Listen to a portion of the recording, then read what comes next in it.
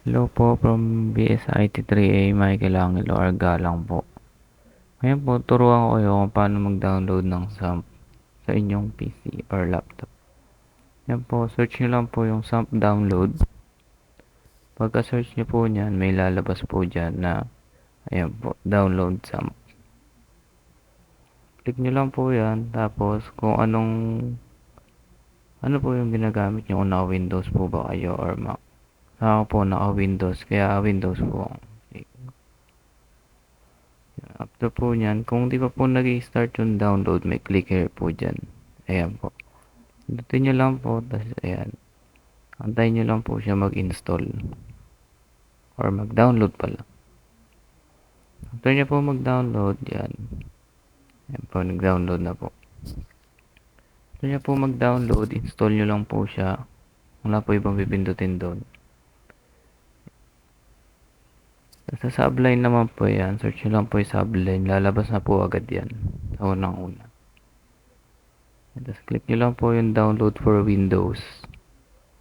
Kung medyo matagal po at di pa po nag-i-start yung download, may click here naman po. Tapos pindutin nyo lang po ulit yun. After nyo po pindutin, ayan, lalabas na po siya sa download. Antayin nyo lang po matapos.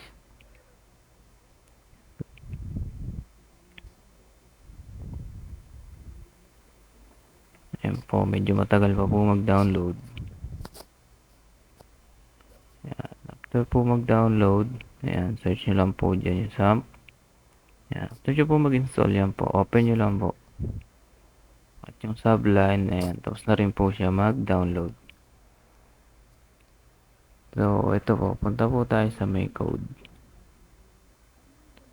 Yung dyan po sa may code, ayan, raram po natin. Ayan.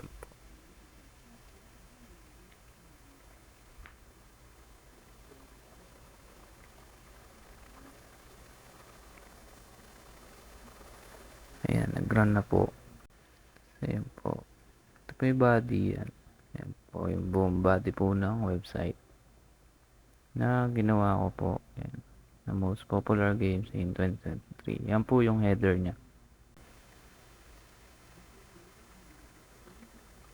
So, ayan po yung class row. Class row po, yan po yung best of games. Ayan.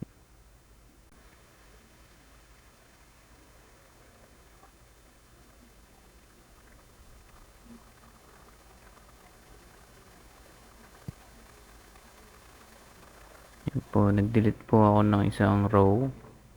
Makita nyo po na wala po yung isang row.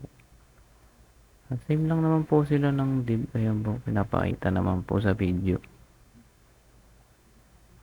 Ayan po, kakapin nyo lang po siya. Ayan. Enter, enter. Control B po. Ayan, paste nyo lang po yan. Tapos i-buy nyo lang po siya ng mga text na nakalagay kung ano po gusto nyo ilagay.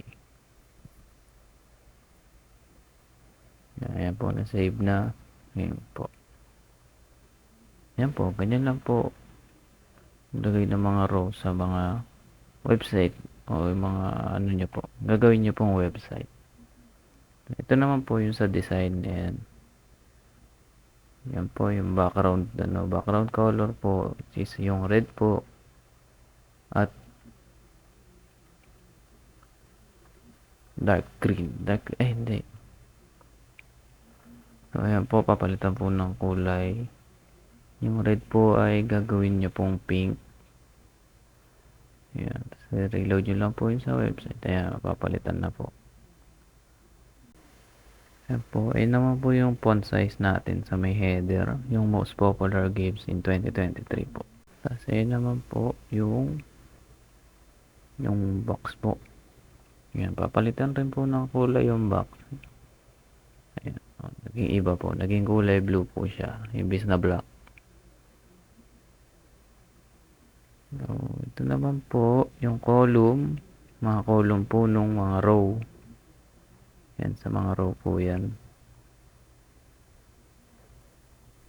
Para po mag-ano sila, mag-center at kakaiwalay po. Di po sila magdikit-dikit. So, yun lang po guys. At thank you po sa mga nanood.